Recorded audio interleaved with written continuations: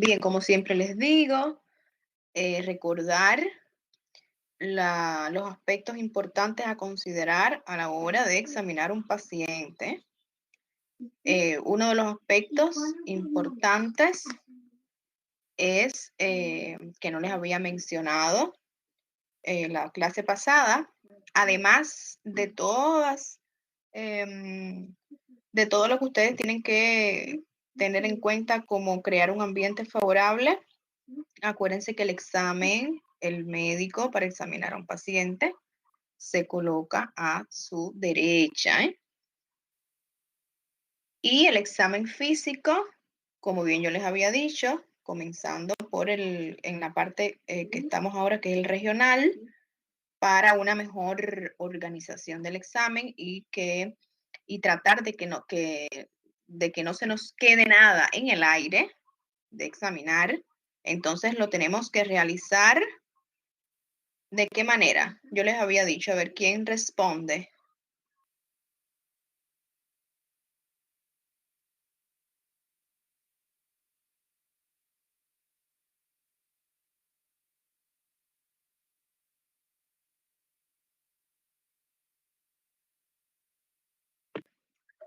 Sí, como nosotros, en aras de que no se nos quede ninguna parte por examinar, cómo deberíamos de realizar el examen físico, especialmente en esta parte que estamos, que es el regional. ¿Se acuerdan que yo les dije que el cuerpo humano eh, no está en sentido contrario a la gravedad, ¿eh? Ajá, dice Cristiane Suelen que de arriba a abajo, pero bueno, ya ustedes tienen que ir hablando con terminologías médicas, ¿eh? No se dice de arriba abajo, ¿eh? Se dice céfalo caudal, ¿eh? Bien, en un sentido céfalo caudal. Te lo voy a escribir aquí.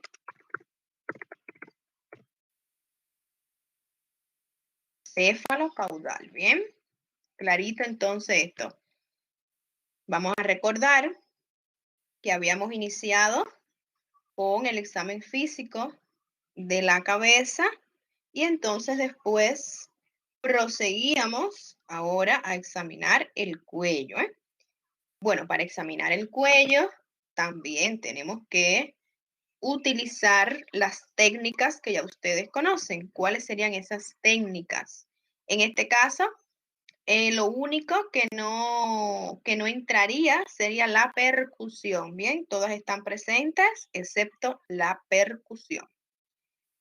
¿Qué es lo que tenemos que evaluar o tener en cuenta para poder examinar al cuello? Bueno, primeramente, el cuello en su conjunto, recordar las características anatómicas con las cuales está compuesta el cuello, vasos sanguíneos importantes, las arterias carótidas, las venas yugulares, glándula endocrina que es el tiroide y en la cara posterior del tiroide se localizan las paratiroides, estructuras que forman parte de sistemas de órganos como la laringe, la tráquea, que también se evalúa, se examina y que forma parte de la evaluación en el cuello en su conjunto.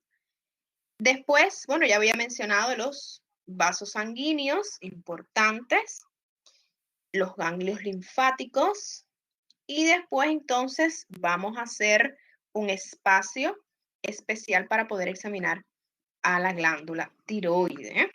En este orden, en esta secuencia que les acabo de decir, entonces vamos a comenzar o vamos a iniciar esta exploración. Bien, a la inspección tenemos que describir el cuello de una manera que sea detallada y completa, ¿eh? ¿Cómo va a ser detallada y completa? Así como yo les mencioné las partes que no pueden dejar de examinar, ¿eh? Cuello en su conjunto, ganglios linfáticos, vasos sanguíneos, glándula tiroides y en el cuello en su conjunto, bueno, pues se examinaría tráquea y laringe. ¿Cómo vamos a inspeccionar? ¿Cómo vamos a mirar el cuello? Bueno, de frente y de perfil o los laterales, ¿bien? Cuando nosotros evaluamos el cuello en su conjunto, ¿qué es lo que vamos a tener presente? Vamos a tener presente la forma. El cuello puede tener una forma normal. Podemos estar frente a un cuello corto o podemos estar frente a un cuello largo, cuello de cisne, como se le denomina. Evaluamos también volumen. Puede tener un volumen normal, las dimensiones pueden ser normales. O podemos estar frente a un cuello ancho o a un cuello delgado. Tenemos que evaluar también la posición, si está central o si tiene alguna desviación lateral o si está en flexión o de lo contrario está en extensión. La movilidad, para nosotros poder inspeccionar la movilidad, con esta imagen que les coloqué, esta fotografía que estoy señalando, ustedes le van a pedir al paciente que realice los movimientos del cuello, movimientos lateralizados, a un lado al otro, movimientos, o sea, con la cabeza en flexión, movimientos hacia la derecha, hacia la izquierda, después voy señalando para que ustedes sigan la secuencia conmigo, con la cabeza en extensión, también lateralizamos hacia la izquierda y hacia la derecha, le pedimos al paciente. Y después, bueno, se le pide que flexione la cabeza hacia adelante y después que flexione, que extienda la cabeza hacia atrás. Y ahí entonces nosotros evaluamos si presenta una movilidad normal o si hay alguna limitación en cuanto a estos movimientos. Y después, por último, nosotros inspeccionamos y buscamos alguna tumoración o aumento de volumen, ya sea que se encuentre en el plano anterior del cuello o hacia los planos laterales del cuello. En esta imagen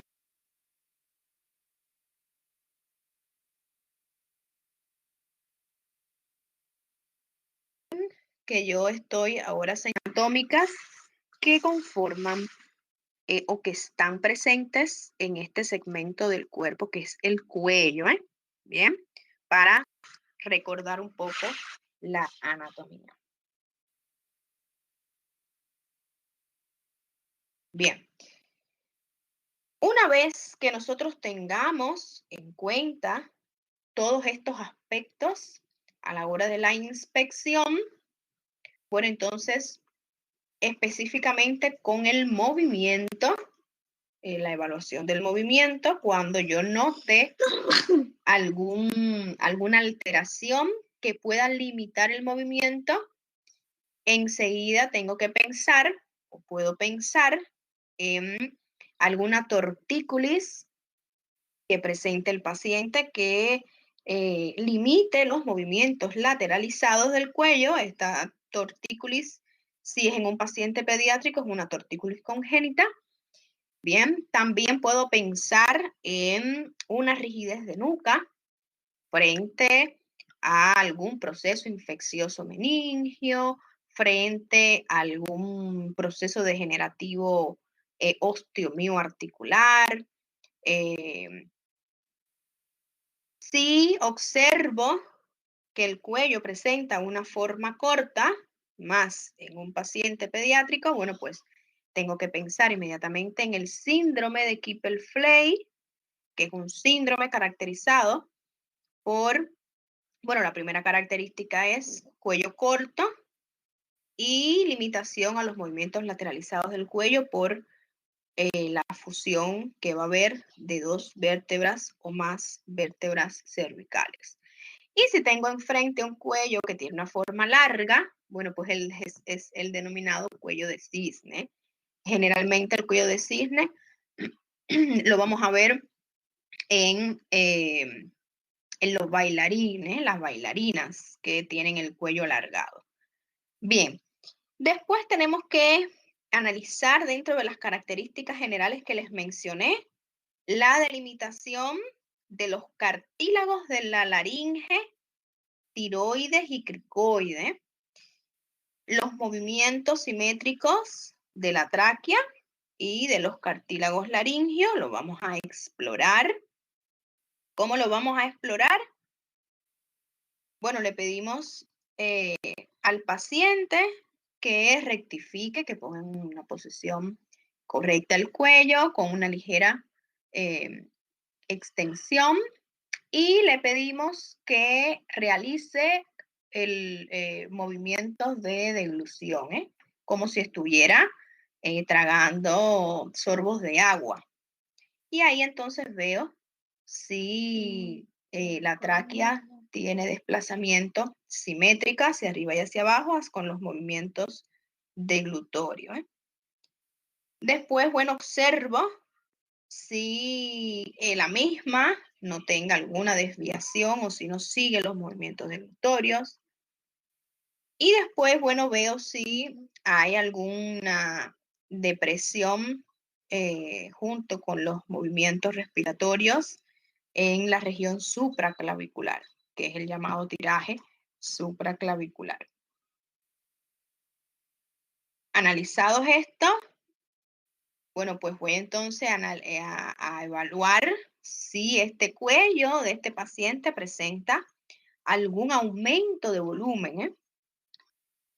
Si veo aumento de volumen, bueno, entonces tengo que evaluar si es en la región o en el plano anterior del cuello o si es hacia el plano lateral. Estos aumentos de volumen puede corresponderse con, por ejemplo, con un quiste tirogloso, con un quiste dermoide, con un quiste tiroideo de la glándula tiroides.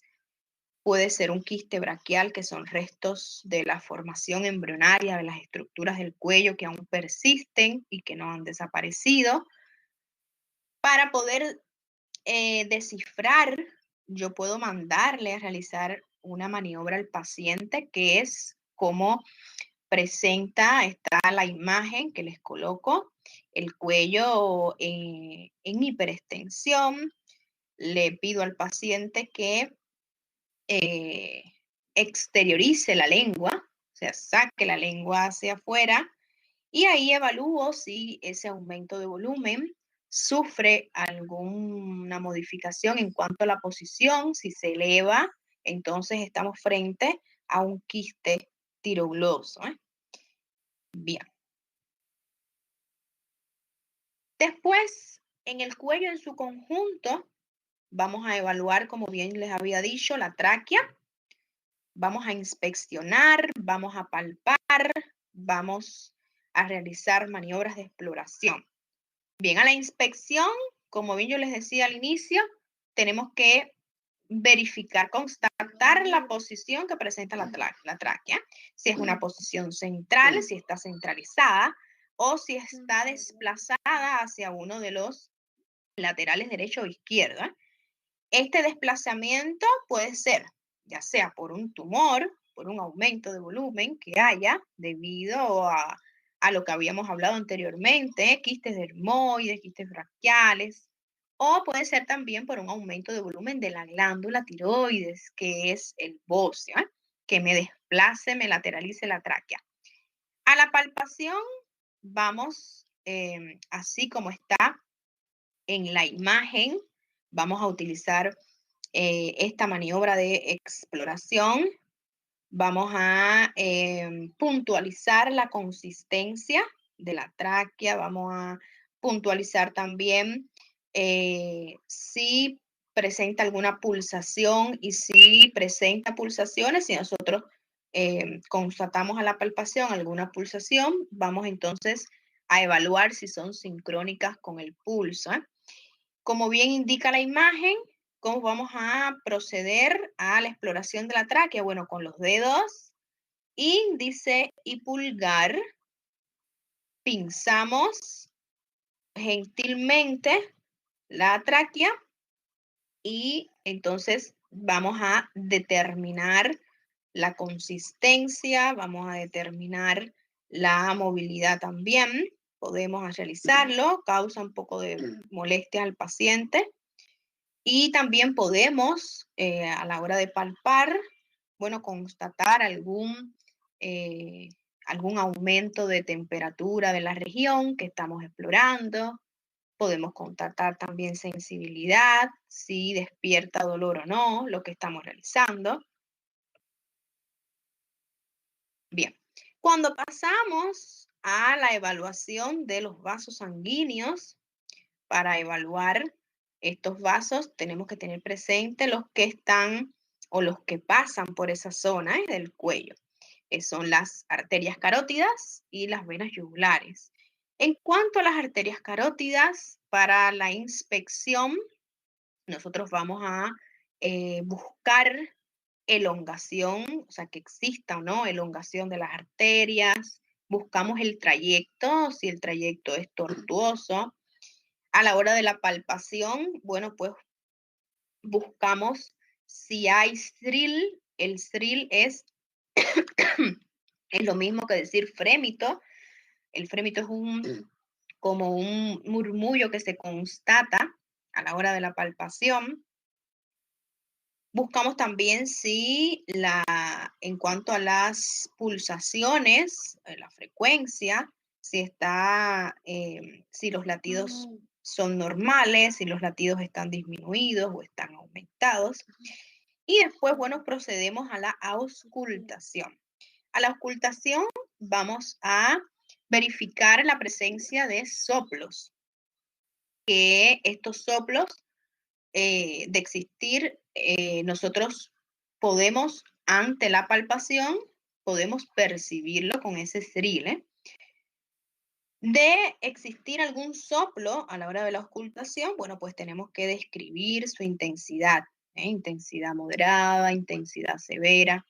Tenemos también que buscar la sincronicidad que tenga, o sea, la relación que tenga con el pulso central,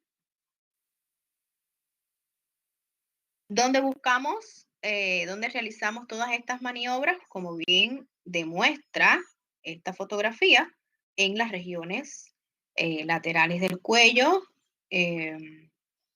para una mejor orientación.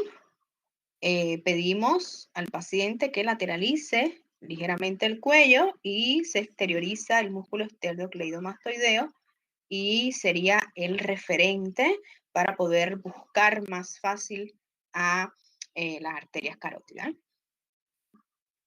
Bien, en cuanto a las venas yugulares, bueno, a la inspección, que es lo que voy a utilizar para evaluarlas, no como las arterias carótidas, que puedo utilizar la inspección, la palpación y después la auscultación. Solamente yo voy a verificar si están distendidas, si tienen ingurgitamiento, que es una distensión prolongada. Nosotros también podemos evaluar estas distensiones pidiéndole al paciente que adopte una posición acostado y luego que se incorpore a una posición sentada, y ahí entonces evalúo pues, el vaciamiento de la vena. Bien. Ahora pasamos a la evaluación de los ganglios linfáticos. Ganglios linfáticos que lo vamos a encontrar en cadenas importantes, como son las cadenas laterales del cuello, las cadenas suboccipital. Vamos a evaluar también, vamos a utilizar para la evaluación la inspección y la palpación en el caso que estemos examinando los ganglios linfáticos. Normalmente, cuando nosotros examinamos a un paciente en la región del cuello, los ganglios linfáticos no son visibles y por tanto, a la hora de palparlos, buscar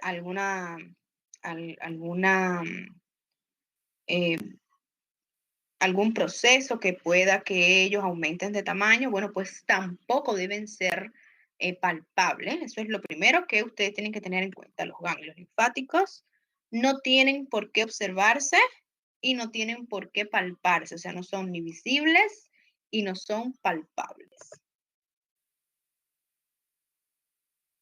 En el caso de que yo pueda observar un aumento de volumen hacia las regiones laterales del cuello, entonces ya se hace visible, se harían visibles estos ganglios aumentados de tamaño y por lo tanto yo tengo que ir a buscar otras características a la hora de la palpación. Bien, debemos de detallar primeramente a la hora de la inspección la piel que recubre esa zona.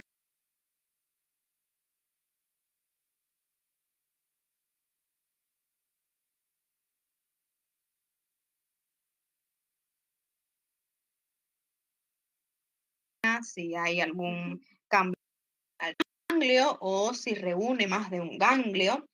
Tenemos que tratar de precisar el tamaño que puede darse, o sea, ustedes lo pueden registrar el tamaño en milímetros o en centímetros.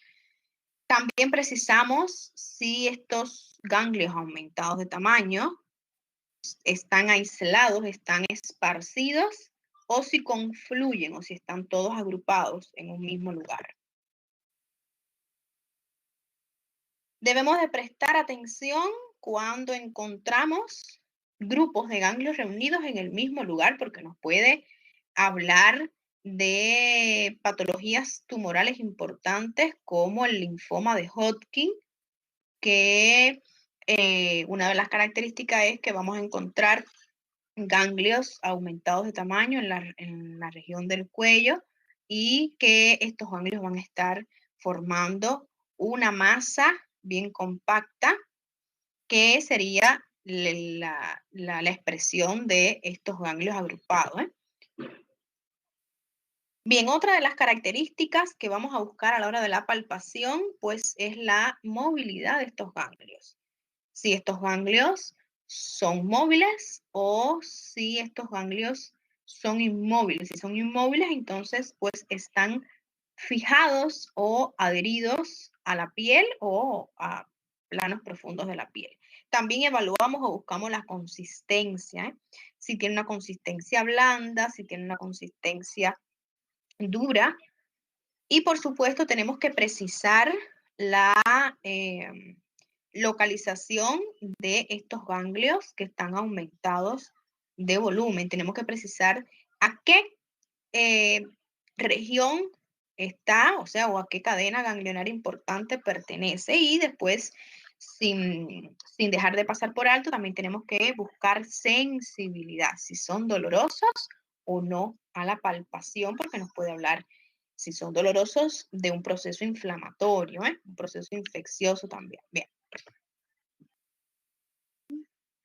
Técnica exploratoria, o sea, las maniobras para poder palpar o examinar un ganglio aumentado de tamaño, como bien la figura nos muestra, con un abordaje posterior. ¿Qué quiere decir abordaje posterior? Que el médico examinador se va a colocar por detrás del paciente. El paciente, ¿cómo va a estar? ¿En qué posición va a estar el paciente? Sentado, acostado, parado. El paciente va a estar sentado, ¿bien? Y va a tener, el cuello va a tenerlo ligeramente en flexión para relajar la musculatura del cuello. Bien, con los dedos índice y del medio de cada mano, nosotros vamos a estar, o sea, el examinador se va a poner hacia la espalda del paciente, pero un poco lateralizado, como que si fuera a abrazar el cuello del paciente, con una mano por delante y la otra mano por detrás. Va a tomar los dedos índices y del medio de cada lado y simultáneamente va a ir examinando, va a ir palpando las regiones en búsqueda de estos ganglios que puedan estar o no aumentados de tamaño. Bien, ¿cuáles serían los lugares donde nosotros tenemos que ir a buscar o examinar los ganglios o las cadenas ganglionares? como lo dice bien la figura que les coloqué, tenemos los ganglios preauriculares, los retroauriculares, los occipitales, los ganglios submaxilar, los ganglios submentonianos, las cadenas cervicales superficiales y profundas. O sea, la superficial tenemos como referencia al músculo esternocleidomastoideo, que se van a ubicar por delante, y los que se ubican por detrás es la cadena ganglionar profunda. Y por último, no podemos dejar de examinar los ganglios, o sea, la zona supraclavicular o la fosa supraclavicular, que también podemos encontrar ganglios aumentados de tamaño. ¿Qué debemos de buscar? ¿Cuáles son las características una vez encontrados estos ganglios aumentados de tamaño que debemos de precisar? Bueno, primeramente la localización, o sea, ¿dónde es que está? Si son preauriculares, si son retros, si son supraclaviculares, si pertenecen a la cadena superficial profunda o si son submaxilares, ¿bien? Después precisamos tamaño. ¿Qué tamaño? Un aproximado. Acuérdense que se puede dar en milímetros o en centímetros. Precisamos la forma que presenta.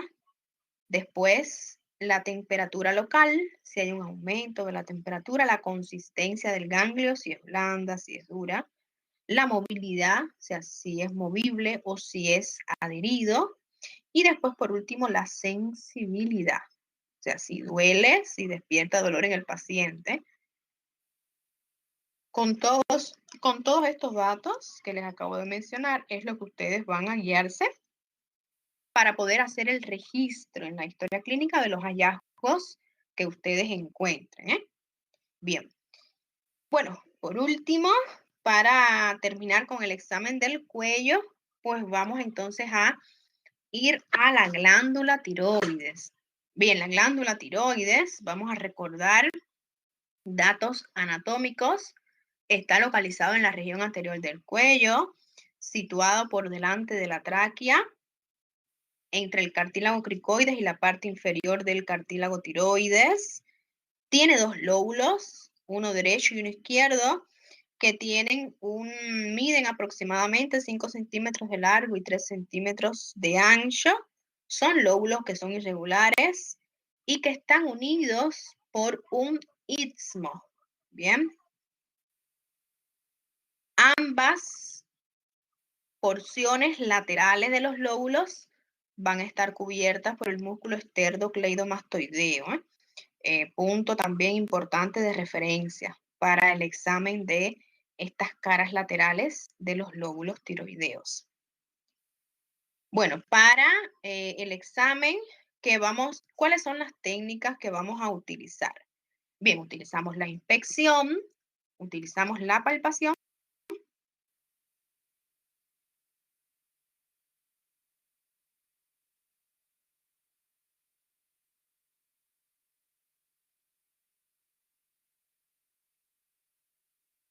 Y por último, utilizamos la tiroide normalmente.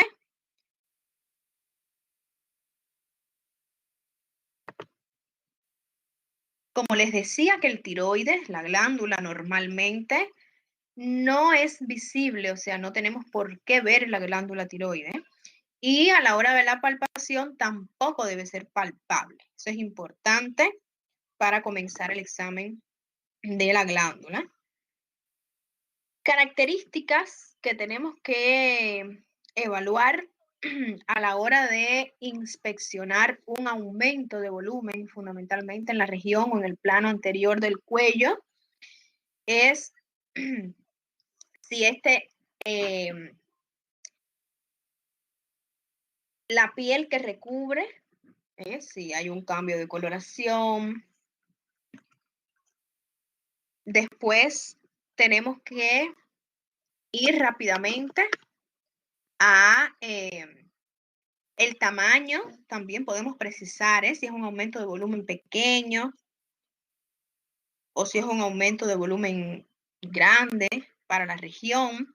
Y después vamos inmediatamente a la palpación para poder entonces completar con estas características que ustedes están viendo como crecimiento, como movimiento, como la superficie, la sensibilidad.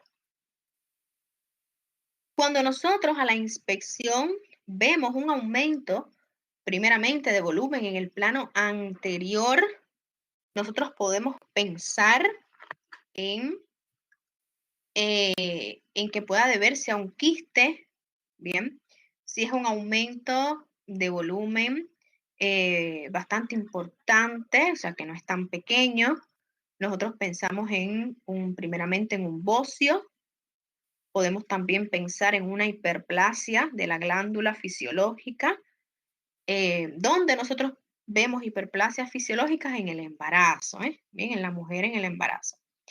También podemos pensar en una inflamación de la glándula, como es la tiroiditis, o en casos más severos, en una neoplasia de tiroides.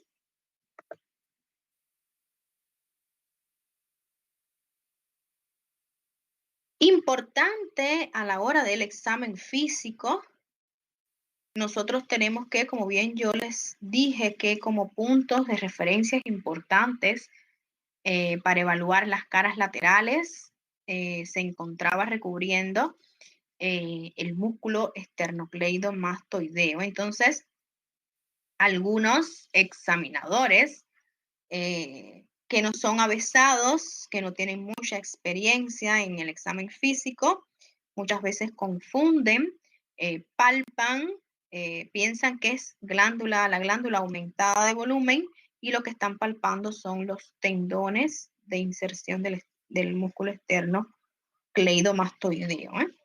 Bien, aquí tenemos una imagen donde podemos observar la glándula, normalmente el tamaño, y después vemos la otra imagen, que es cuando la glándula aumenta de tamaño uniformemente, que es el denominado bocio. Bien, para la palpación, ya cuando vamos a la hora de palpar y de buscar esos criterios que yo les había mencionado anteriormente, debemos de tener en cuenta, o sea, la forma, tamaño, consistencia. La consistencia del tiroides es una consistencia elástica, gomosa. Sensibilidad, a la hora de explorar la sensibilidad, normalmente no tiene por qué doler la palpación en el tiroides. Si duele, bueno, pues estamos entonces frente a un cuadro inflamatorio o tiroiditis. Bien, ¿qué maniobras vamos a utilizar para examinar el tiroides? Una vez que ustedes estudien esta parte del tema, ustedes pueden ir practicando también en casa todas estas maniobras para encaminadas a evaluar el tiroides. Bien, se recomienda comenzar con un abordaje. Ahí salté un poco. Se recomienda comenzar con un abordaje posterior. Acuérdense que cuando yo me refiero a un abordaje posterior es que el médico examinador se coloca por detrás del paciente. Bien, el paciente continúa sentado. Las manos, como bien está descrito en la imagen, en la figura, las manos van a rodear, las dos manos del examinador rodean al cuello. Los pulgares se dejan hacia atrás en la nuca y entonces los 4 restantes dedos de las manos van hacia adelante, hacia los lóbulos de cada lado, hacia el lóbulo derecho, hacia el lóbulo izquierdo. Después comenzamos a examinar el istmo. ¿Cómo vamos a examinar el istmo? Con los dedos índice y del medio de cada mano, por debajo del cartílago cricoides, ahí es donde se coloca y se localiza inmediatamente el istmo del tiroides. Comenzamos a palpar.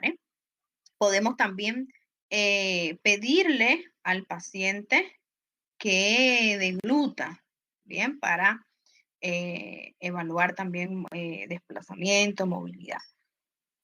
Después finalizamos con los dedos que están hacia adelante, hacia el plano anterior del cuello, los dedos opuestos del lado derecho, desplazamos la glándula en sentido lateral y después con los dedos de la mano contraria, entonces realizamos el procedimiento de la palpación.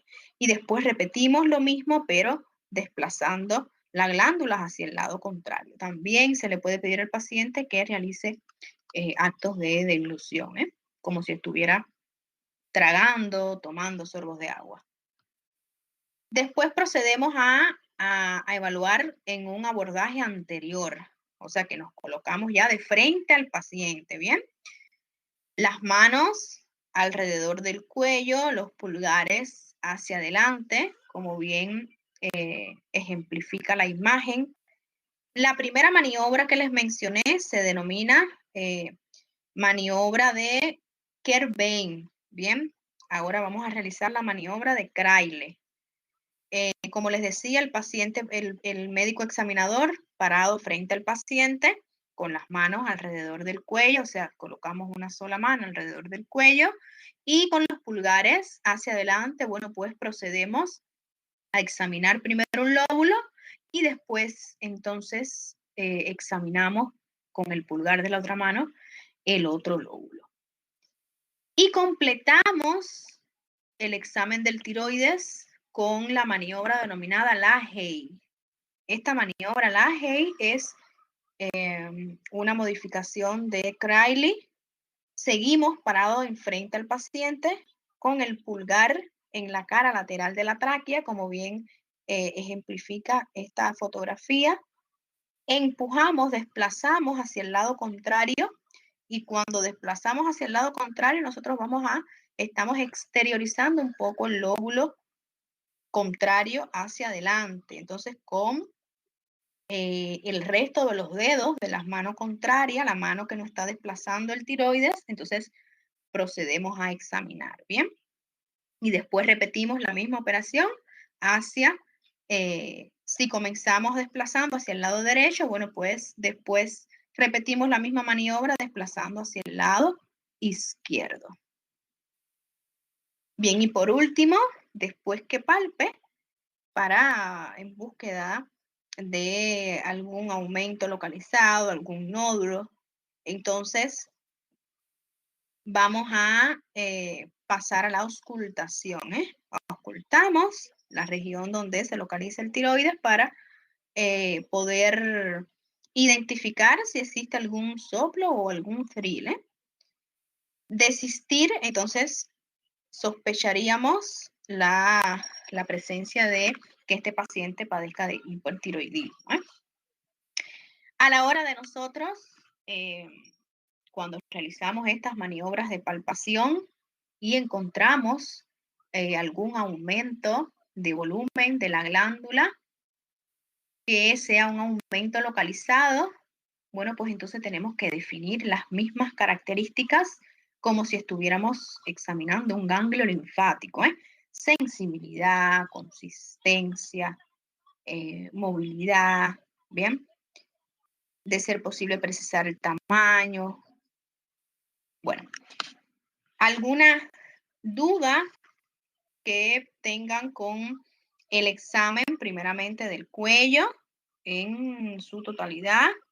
Y después, si les quedó claro, si no es necesario que vuelva a repetir las maniobras de examen del tiroides. Bien, estoy toda oído.